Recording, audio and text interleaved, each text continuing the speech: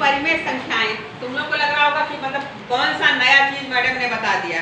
परिमेय संख्याएं, पहले ये जान लो कि परिमेय संख्याएं हैं क्या। अभी तक हम लोग गिनती गिनते थे 100, 200, 400, 1000, मतलब बड़ी से बड़ी गिनती और छोटी से छोटी गिनती। तो हम वहाँ पे क्या लिखते हैं? 0 है, 1 है, 2 है, 3 है, 4 है, 5 है। तो ये क्या है? एक क्या है? पूरी संख्या। जैसे हमारे पास चाक का एक टुकड़ा है, हमारे पास गणित की एक किताब है ना? ये पूर्ण संख्या है। और जब हमने लिख दिया कि 1/2, अब हमने क्या किया? चाक को 2 टुकड़े में बांट दिया। सही से आधा आधा नहीं बटा है, लेकिन 2 टुकड़े हो गए ना। तो एक चाक के 2 टुकड़े, 1/2 दोनों क्या हो गए? 1/2, 1/2 हो गया ना।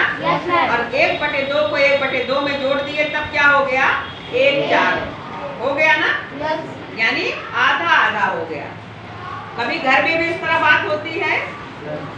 उन्होंने 1 रोटी खाया है, उन्होंने 1.5 रोटी खाया, वो 2 रोटी खा लिए, वो 2.5 रोटी खा लिए। किसी ने छोटा है, नहीं पसंद आया, आधी रोटी ही खाया। तो उसमें से 1.5 रोटी खाए तो एक क्या हुआ? एक पूरी रोटी खाए। एक जो है ये पूरी रोटी हमने खा लिया, और दूसरी वाली रोटी जो थी वो बनी ऐसे, उसको हमने 2 टुकड़े में कर दिया और हमने आधा खाया।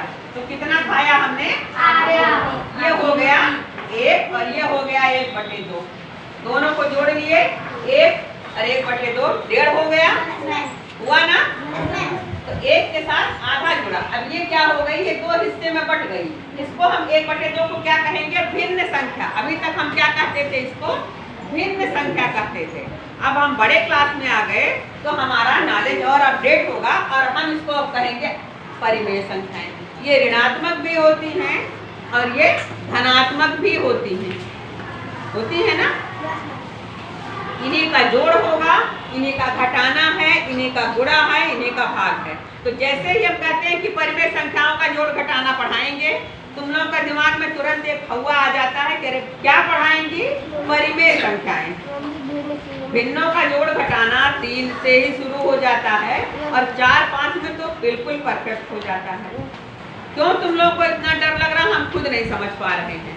अब तुम्हें समझ में आ गया कि ये संख्याएं पूर्ण संख्याएं हैं जो पूरी होती हैं। पूर्ण मतलब पूरा।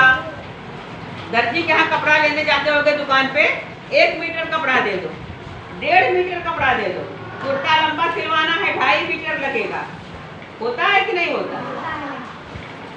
तो वही चीज है, जब 1, 2, 3, 4 ये पूरा अंक लिए तो ये हो गया पूर्णांक।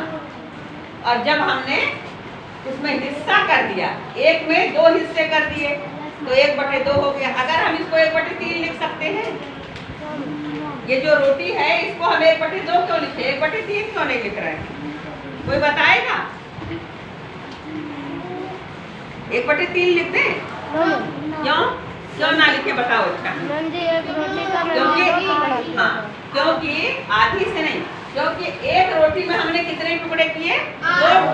2 टुकड़े किए। तो ये पूरा अंक है और ये उसका हिस्सा है ना।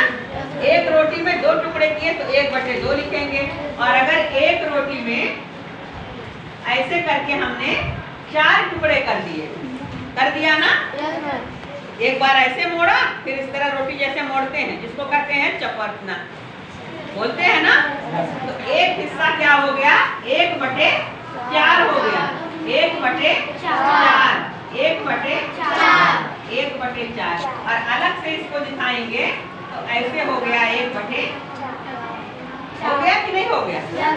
इसका मतलब 1 रोटी में 4 टुकड़े, 1/4। अब अगर इसी को हम 1/3 करना हो तब क्या करेंगे? तब हम 1 में 3 हिस्से कर दिए। हुआ? ये हो गया 1/3, ये हो गया 1/3 और ये हो गया 1/3। हुआ? इसी में हम अगर 1/, फिर इसमें सब में 2-2 कर दें। अब क्या हो गया? 1/6।